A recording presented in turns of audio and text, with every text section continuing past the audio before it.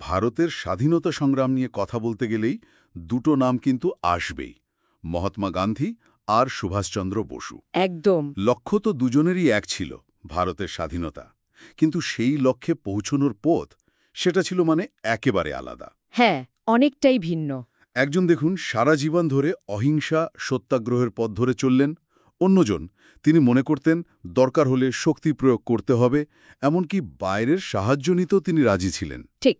আজ আমরা এই দুই বিরাট মাপের মানুষের এই ভিন্ন পথ, তাদের চিন্তার ফারাক আর তাদের মধ্যেকার ওই যে একটা জটিল সম্পর্ক অথচ শ্রদ্ধার, সেটা একটু বোঝার চেষ্টা করব। হ্যাঁ, খুব ইন্টারেস্টিং একটা বিষয় কিন্তু। আজকের এই আলোচনার জন্য আমরা মূলত একটা লেখা থেকে তথ্য নিয়েছি।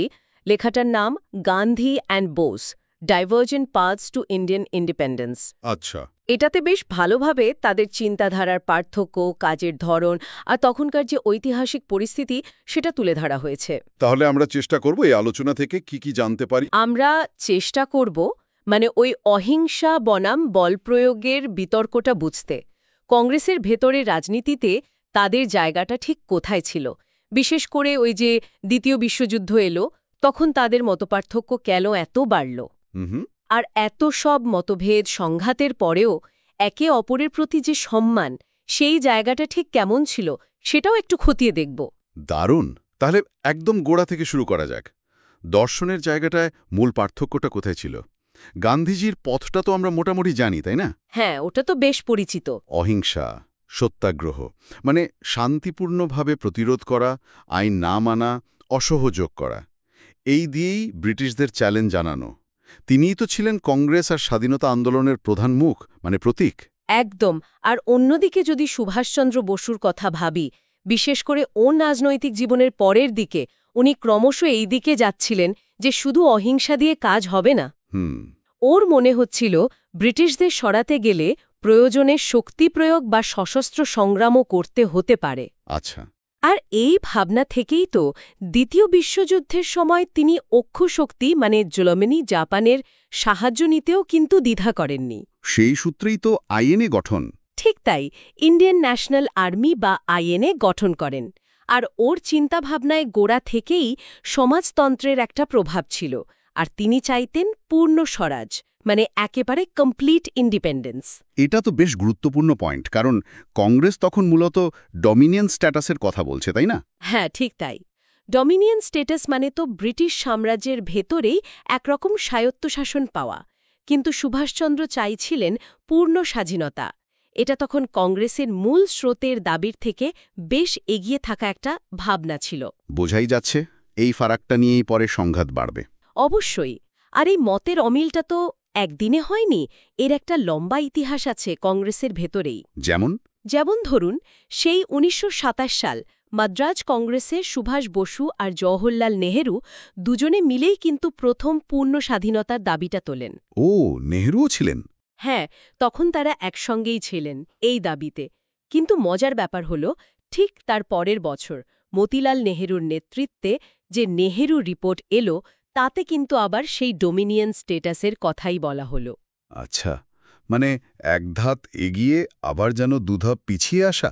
কিছুটা সেরকমই। আর ওই রিপোর্ট নিয়েও তো কম বিতর্ক হয়নি। হ্যাঁ, শুনেছিলাম। কারা বিরোধিতা করেছিলেন? একদিকে মুসলিম লীগের মোহাম্মদ আলী জিন্না, অন্যদিকে হিন্দু মহাসভার আর জয়াকার, দুজনই বিরোধিতা করেন। জিন্না তো ওর বিখ্যাত ১৪ দফা দাবি পেশ করলেন তখনই। পরিস্থিতি বেশ ঘোরালো ছিল তাহলে। খুবই। এই রকম একটা টানাপোড়েনের মধ্যে ১৯২৯ সালে লাহোরে কংগ্রেসের অধিবেশন হল। সভাপতি ছিলেন জওহরলাল নেহেরু। সেখানে শেষ পর্যন্ত পূর্ণ স্বাধীনতার প্রস্তাব পাশ হল। যাক, অবশেষে। গান্ধীজি তখন কোথায়? গান্ধীজিও এই সময় আবার কংগ্রেসে বেশ সক্রিয় হয়ে ওঠেন, কিন্তু ওই অধিবেশনেই একটা খুব তাৎপর্যপূর্ণ ঘটনা ঘটল। কি সেটা? কংগ্রেসের যে সর্বোচ্চ নীতি নির্ধারক বডি, ওয়ার্কিং কমিটি, সেখান থেকে সুভাষ বসু আর শ্রীনিবাস আইয়াঙ্গারকে বাদ দেয়া হল। সে কি? একদিকে পূর্ণ স্বাধীনতার প্রস্তাব পাশ হচ্ছে, যেটা সুভাষচন্দ্র বরাবর চেয়েছেন, আর তাঁকেই কিনা ওয়ার্কিং কমিটি থেকে বাদ। ঠিক। এটা কিন্তু একটা বড়সড় ইঙ্গিত ছিল। কংগ্রেসের ভেতরে গান্ধীজির অনুগামী বা তুলনামূলক নরমপন্থী অংশের সঙ্গে সুভাষচন্দ্রের মতো তরুণ, র্যাডিক্যাল অংশের যে চিন্তার দূরত্ব তৈরি হচ্ছে সেটার একটা স্পষ্ট ইশারা। এটা পরিষ্কার সংঘাতের শুরু বলা যেতে পারে। হ্যাঁ, যদিও এর পরেও সুভাষচন্দ্র কংগ্রেসে বেশ প্রভাবশালী ছিলেন। তিনি তো কংগ্রেসের সভাপতিও নির্বাচিত হয়েছিলেন। প্রথমবার যখন হয়েছিলেন তখন তো মনে হয় গান্ধীজির সমর্থন ছিল। হ্যাঁ, শোনা যায় সেটাই। নেহরু তার নাম প্রস্তাব করেছিলেন, কিন্তু আসল সমস্যাটা শুরু হলো দ্বিতীয়বার ১৯৩৯ সালে। হ্যাঁ, ওই নির্বাচনটা নিয়েই তো যত গোলমাল। পরিস্থিতিটা ঠিক কেমন ছিল তখন? ছিলেন এটাই সুযোগ, ব্রিটেনের এই বিপদকে কাজে লাগিয়ে ভারতের স্বাধীনতার জন্য ঝাঁপিয়ে পড়তে হবে। মানে একটা চূড়ান্ত আঘাত হানার সময়। একদম।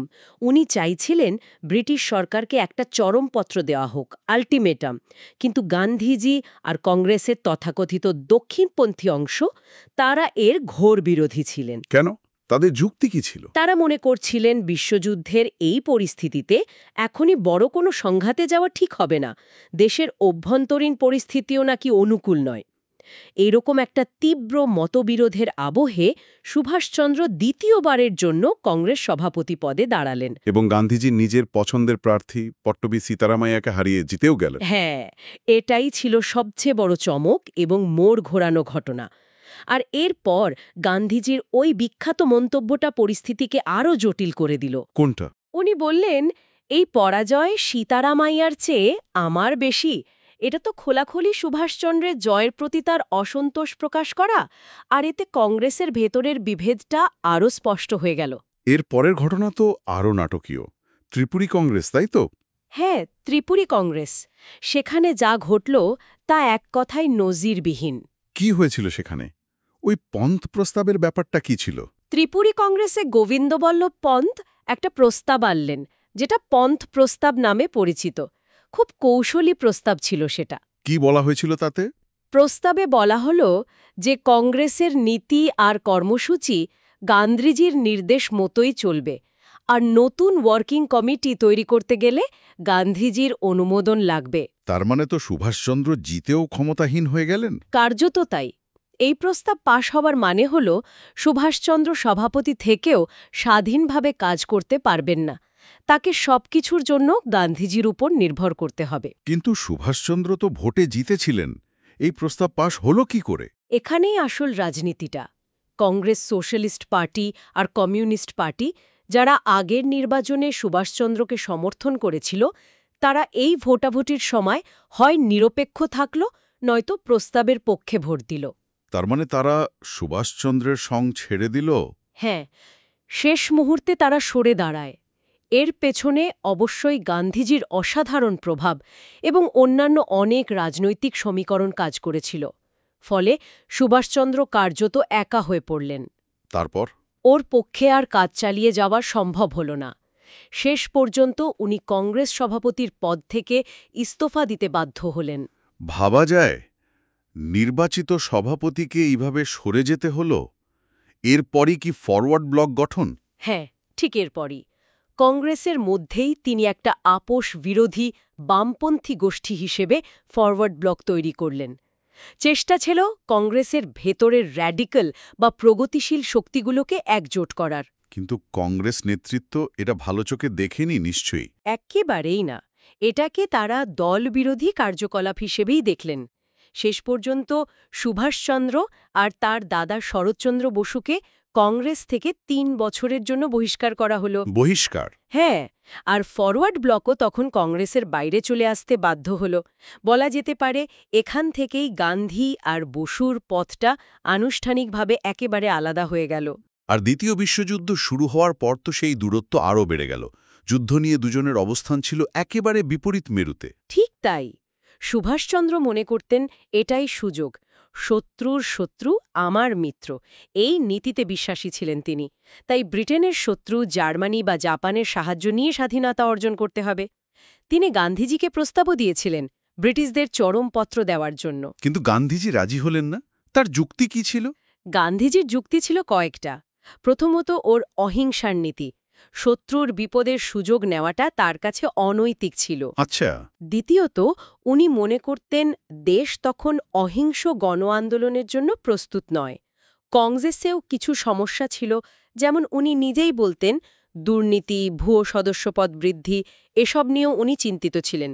আর তৃতীয়ত, ওর একটা বড় আশঙ্কা ছিল যে এ সময়ে বড় কোনো আন্দোলন শুরু করলে সাম্প্রদায়িক হিংসা আরও বেড়ে যেতে পারে। সুভাষচন্দ্রের নিশ্চয়ই এর পাল্টা যুক্তি ছিল। অবশ্যই ছিল। সুভাষচন্দ্র বিশ্বাস করতেন সংগ্রাম শুরু করলেই বরং সাম্প্রদায়িক শক্তিগুলো কোণঠাসা হয়ে পড়বে, দেরি করলে উল্টে প্রতিক্রিয়াশীল শক্তি গুছিয়ে নেওয়ার সময় পাবে।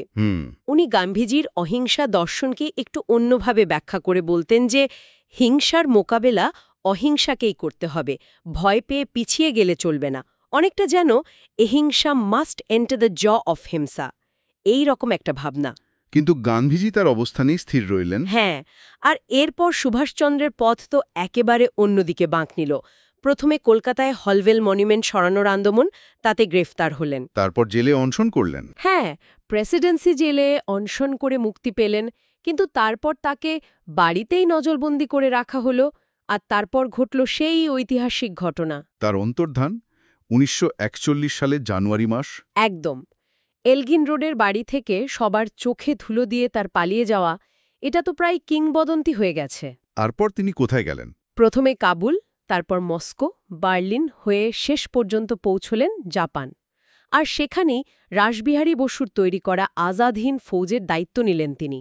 এবং সেটাকে নতুন করে গড়ে তুললেন। হ্যাঁ, পুনর্গঠিত করে ব্রিটিশদের বিরুদ্ধে সরাসরি যুদ্ধ ঘোষণা করলেন। এটা ভারতের স্বাধীনতা সংগ্রামকে একটা অন্য মাত্রা দিয়েছিল, একটা আন্তর্জাতিক মাত্রা। সত্যি, কি অবিশ্বাস্য জীবন! কিন্তু এত যে রাজনৈতিক তিক্ততা, এত মতপার্থক্য, এত সংঘাত, তারপরেও ভাবলে অবাক লাগে সেই সুভাষচন্দ্রই ১৯৪৪ সালে রেঙ্গুন থেকে আজাদহিন্দ রেডিওতে ভাষণ দেওয়ার সময় গান্ধীজিকেই জাতির পিতা বা ফাদার অফ আ নেশন বলে ডাকছেন। হ্যাঁ, এই জায়গাটাই কিন্তু অসাধারণ। এটাই বোধহয় তাদের সম্পর্কের সবচেয়ে আকর্ষণীয় এবং একই সঙ্গে জটিল দিক। এত কিছুর পরেও এই সম্মানটুকু? ঠিক, রাজনৈতিক পথ যতই আলাদা হোক না কেন, ব্যক্তিগত স্তরে একটা গভীর শ্রদ্ধা আর টান কিন্তু সবসময়ই ছিল। গান্ধীজিও সুভাষচন্দ্রকে কম স্নেহ করতেন না, তাকে দেশপ্রেমিকদের রাজপুত্র বলেছেন। যদিও ওই দেশের শত্রু নন, জাতীয় কিছু কথাও তো শোনা যায়। হ্যাঁ, ওই ধরনের কিছু নেতিবাচক প্রশংসা বা ব্যাকহ্যান্ডেড কমপ্লিমেন্টও আছে, যেগুলো সুভাষচন্দ্রের ভালো লাগেনি। কিন্তু তাদের মধ্যেকার যে চিঠিপত্র চালাচালি হয়েছে, যেগুলো নেতাজি রিসার্চ ব্যুরোর ক্রসরোডস বইতে আছে, সেগুলো পড়লে এই টানাপড়েনটা খুব ভালো বোঝা যায়। কীরকম? গান্ধীজি প্রায় প্রতিটা চিঠিতে স্নেহ প্রকাশ করেছেন, শেষে লিখেছেন বাপুর ভালোবাসা। একবার অসুস্থ সুভাষচন্দ্রের সেবা করার ইচ্ছাও প্রকাশ করেছিলেন। বারবার বলেছেন মতের অমিল যেন মনের অমিল না হয়ে দাঁড়ায়। এমনকি সুভাষচন্দ্রের মৃত্যুর খবরটাও তিনি অনেক দিন পর্যন্ত বিশ্বাস করতেই চাননি। সত্যি, খুব জটিল একটা রসায়ন ছিল তাদের মধ্যে। নিঃসন্দেহে। আচ্ছা, আমরা যে লেখাটার উপর ভিত্তি করে আলোচনা করছি, সেখানে তো গান্ধীজির কৌশল নিয়েও কিছু বেশ কঠিন প্রশ্ন তোলা হয়েছে, তাই না? হ্যাঁ, হয়েছে। কিছু ক্রিটিক্যাল প্রশ্ন অবশ্যই আছে। যেমন ওই যে ১৯৩৯ সালে তিনি সংগ্রাম শুরু করতে রাজি হলেন না, অহিংসার ওপর অতিরিক্ত জোর দিলেন, সেটার ফলে কি সাম্প্রদায়িক শক্তিগুলো বেড়ে ওঠার সুযোগ পেয়েছিল? দেশভাগ কি অন্যভাবে ঠেকানো যেত? এই ধরনের প্রশ্ন। একদম। উৎস এই প্রশ্নগুলো তুলছে ঐতিহাসিক প্রেক্ষাপট বিচার করে। তারা জিজ্ঞেস করছে ১৯৩৯ সালে গান্ধীজি যে কারণগুলো দেখিয়েছিলেন, দেশে অহিংসার পরিবেশ নেই, কংগ্রেসের দুর্নীতি, এই কারণগুলো কি ১৯৪২ সালে ভারত ছাড়ো আন্দোলনের ডাক দেওয়ার সময় ভ্যানিশ হয়ে গিয়েছিল? তখন তো পরিস্থিতি আরও কঠিন ছিল। ঠিক, যুদ্ধের সময় পরিস্থিতি তো আরও প্রতিকূল ছিল। তাহলে তখন পারলেন, আগে পারলেন না কেন? এটা একটা প্রশ্ন। আরেকটা পয়েন্টও তো ছিল রাজকোট এপিসোড নিয়ে।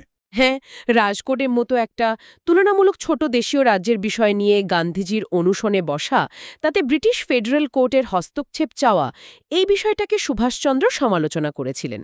তার মনে হয়েছিল এতে মূল ফোকাসটা স্বাধীনতা সংগ্রাম থেকে সরে যাচ্ছে, জনগণকে কিছুটা নিষ্ক্রিয় করে রাখা হচ্ছে। অন্যদিকে সুভাষচন্দ্রের পথ নিয়েও তো প্রশ্ন আছে, যেমন ওই অক্ষশক্তির সঙ্গে হাত মেলানো। অবশ্যই আছে। উৎস সেই প্রশ্নগুলো তুলছে। অক্ষশক্তি মানে জার্মানি বা জাপান, এরা তো ফ্যাসিবাদী শক্তি, তাদের সঙ্গে জোট বাঁধা নৈতিকভাবে কতটা ঠিক ছিল? এটা কি নিছকই রিয়েল পলিটিক বা বাস্তববাদী রাজনীতি ছিল, নাকি আদর্শের সঙ্গে আপোষ? এবং তারা জিতলে যে সত্যি ভারতের স্বাধীনতা নিশ্চিত করত তার কি কোনো গ্যারান্টি ছিল? সেটাও একটা বড় প্রশ্ন। উৎস আর একটা প্রশ্ন তুলছে, সুভাষচন্দ্র কি কংগ্রেস থেকে বেরিয়ে না এসে ভেতরে থেকেই লড়াইটা চালিয়ে যেতে পারতেন না? যদিও এটাও বলা হচ্ছে যে প্রথম দিকে তিনি কিন্তু গান্ধীজির নেতৃত্ব মেনেই কাজ করতে চেয়েছিলেন। ত্রিপুরী কংগ্রেসের সময় জওয়াহরলাল নেহরুর ভূমিকাও নিয়ে তো সুভাষচন্দ্রের মনে বেশ ক্ষোভ ছিল। হ্যাঁ, খুব গভীর হতাশা ছিল। সুভাষচন্দ্র তার ভাইপো অমিয়নাথ বসুকে লেখা চিঠিতে এবং নেহেরুকে লেখা একটা লম্বা অপ্রকাশিত চিঠিতে এই নিয়ে রীতিমতো ক্ষোভ উগরে দিয়েছিলেন। কি লিখেছিলেন তিনি? উনি লিখেছিলেন যে নেহেরু মুখে সমাজতন্ত্রের কথা বললেও কাজের বেলায় শেষ পর্যন্ত পুরনো নেতৃত্বের পক্ষই নিলেন, এমনকি তার বিরুদ্ধে প্রচারও চালালেন। উনি নেহেরুকে সরাসরি প্রশ্ন করেছিলেন তিনি আসলে কোন দিকে, সমাজতন্ত্রী, বামপন্থী, মধ্যপন্থী, গান্ধীবাদী নাকি অন্য কিছু। নেহেরু সেই চিঠির উত্তর দেননি। বোঝাই যাচ্ছে ব্যক্তিগত সম্পর্কটাও তিক্ত হয়ে গিয়েছিল। হ্যাঁ, একটা চির তো অবশ্যই ধরেছিল। তবে দেখুন, ইতিহাসের পরিহাসটা কোথায়? গান্ধীজির নিজের শেষ জীবনটাও তো গভীর হতাশায় কেটেছে। ঠিক, দেশভাগের সময়ের যন্ত্রণা, তিনি ক্রমশ অপ্রাসঙ্গিক হয়ে পড়ছেন তার অনুভব, কংগ্রেস নেতৃত্বের একাংশের ক্ষমতা হস্তান্তরের জন্য আপোষ করায় তার তীব্র ক্ষোভ। এমনকি তিনি তো কংগ্রেস ভেঙে দিয়ে লোক সেবক সংঘ গড়ার কথাও ভেবেছিলেন। হ্যাঁ, একদম শেষ দিকে। উৎস এখানে একটা খুব মৌলিক প্রশ্ন তুলছে। গান্ধীজির যে অহিংসার প্রতি প্রায় একটা ধর্মীয় বিশ্বাস বা ডগমা ছিল, সেটা দিয়ে কোথাও গিয়ে তার রাজনৈতিক প্রজ্ঞাকে কিছুটা হলেও আড়াল করে দিয়েছিল।